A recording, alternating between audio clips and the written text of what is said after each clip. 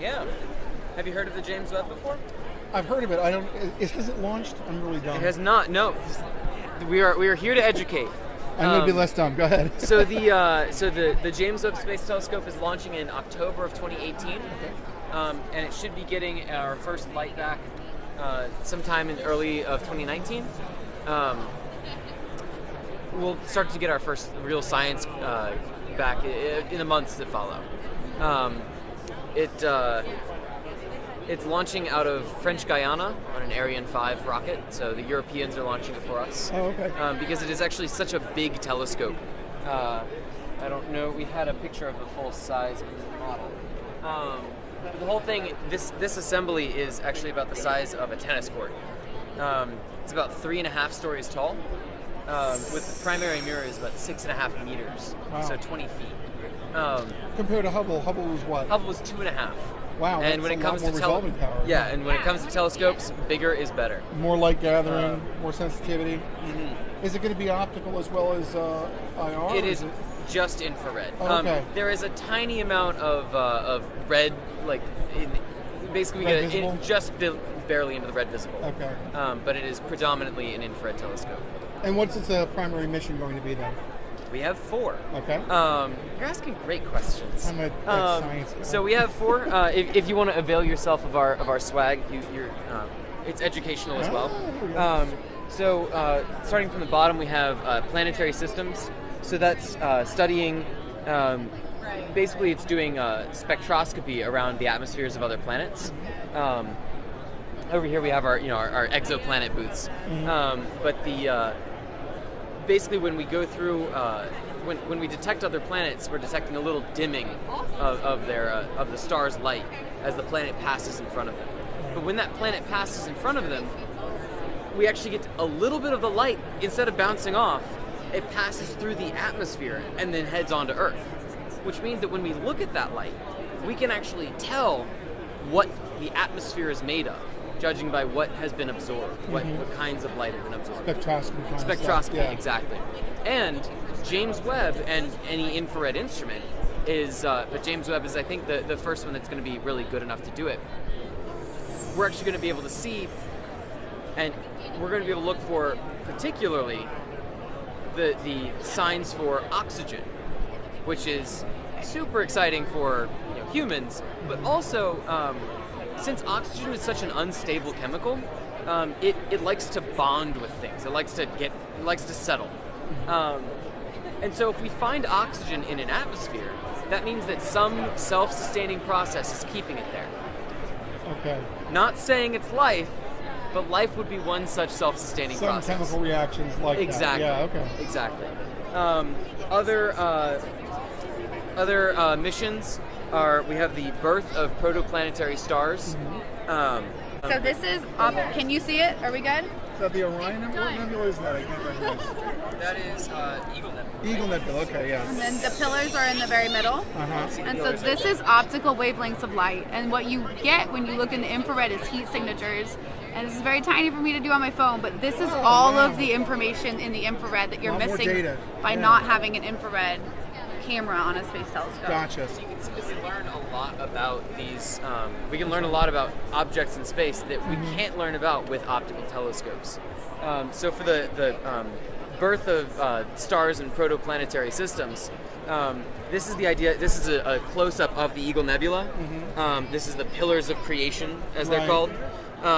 And this is what we see in optical, and this is what we would see in infrared. Actually, stars come through. Yeah, exactly. Yeah, okay. And so that's exactly what we want. We want to find out sort of what's going on underneath, what's going on the inside, because it is an exciting process that we really just haven't been able to. We haven't had the class of instrument to learn about. That's gonna be fascinating.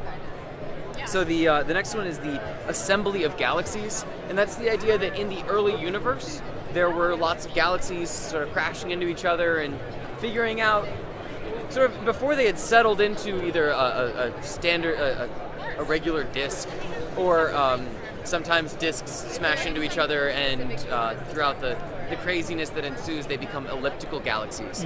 But in the old universe, there were irregular galaxies, all sorts of weird things that hadn't really figured out, what they were going to do yet. and that's something that the James Webb will be able to look at.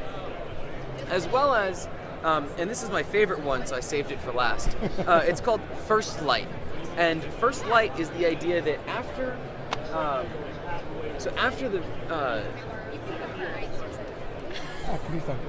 the Big Bang, basically there was this idea where, so after the Big Bang, there's this wall of light, this wall of energy, because in the beginning, the universe was so hot and crazy and dense that like it hadn't really calmed down and figured out how to like just let photons pass through and let light go, let physics happen. Right. Physics as we knew it didn't really exist. However, in this period, basically the universe expanded large enough that the universe could cool, and everything it dropped down to an energy state where physics as we know it began. But even in this regime, so we see the last remnants of that era in what's called the cosmic microwave background. And it's this basically wall of light that's 13.6 billion light years away. So in the time after that, well, we want to know what happens next. What happens for the next 13.6 billion years? Right. So we used Hubble, and Hubble did this thing called the ultra deep field image. Have you heard of the ultra deep field? Yeah. Okay, I've so seen that. It's amazing. yeah, so the idea is you just leave the shutter open and you see all these galaxies. Well, when you looked at these galaxies, we saw thousands of galaxies, but some of the faintest ones, the farthest ones, were just these faint little red smudges. Okay, and they were the reason that they're faint and red is because the light from them has been redshifted. Yeah, right. And very far to the red, probably. Exactly. Right? So as the light has traveled, the short wavelengths get stretched out. Yeah. And the thing is that for Hubble, the limit was on the order of like 10 billion light years, which means that there's a bunch of extra stuff, maybe even the most exciting stuff, You can't see. the Hubble can't see. Right. Exactly right. And so, with the James Webb, well, all of this has been shifted into just the right wavelengths for James Webb to see. It's been brought into, what was once visible is now peaking in the infrared. Right. And this is particularly exciting because it will allow us to see the very first stars. Oh, very cool. So in that period after the Big Bang, when everything was hot and crazy, basically the clouds of gas and dust that would eventually form stars hadn't cooled enough so that they could collapse and start fusion. Right. That period lasted for hundreds of thousands of years, and it's called the Cosmic Dark Ages. I think that's awesome. Yeah, right. But the crazy thing is that after that, as that cosmic dark age progressed, the universe continued to expand, and the gas inside started to cool, so that it could pile on and pile on and pile on until in the middle of these big clouds you could get fusion. And that moment, that fusion that I'm talking right then, is the very first light. Okay. Since the Big Bang, since physics as we knew it began, there had been no light. And that is what James Webb will be able to see. And philosophically, I find that so cool. It's just amazing to be able to look back at what we think is the beginning of the universe. Exactly. The beginning of the light of the universe. Exactly. And so I find that philosophically exciting and exciting on a human level. Sure. Yeah.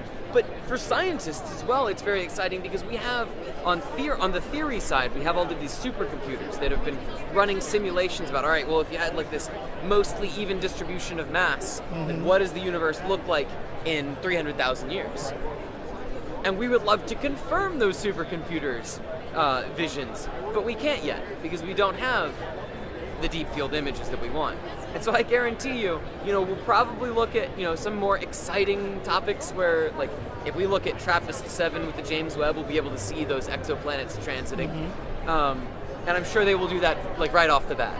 But I guarantee you that somewhere in their mission planning, we are going to look deep field image with James Webb and be able to see the very first stars. That's amazing. I think that's super cool. Do you have any questions? Or I'm good, but that's fantastic. So it launches in 2018 in October. We got our science back in 2019, and like you can finally change your desktop background, right? Yeah, right, Because exactly. you know, we've been stuck with Hubble images for the last 20 years, so finally we'll have, you know. But yeah. Anyway, thanks for stopping by. Thank you. And what's your name? Max. Max. Nice to meet you. Thank you.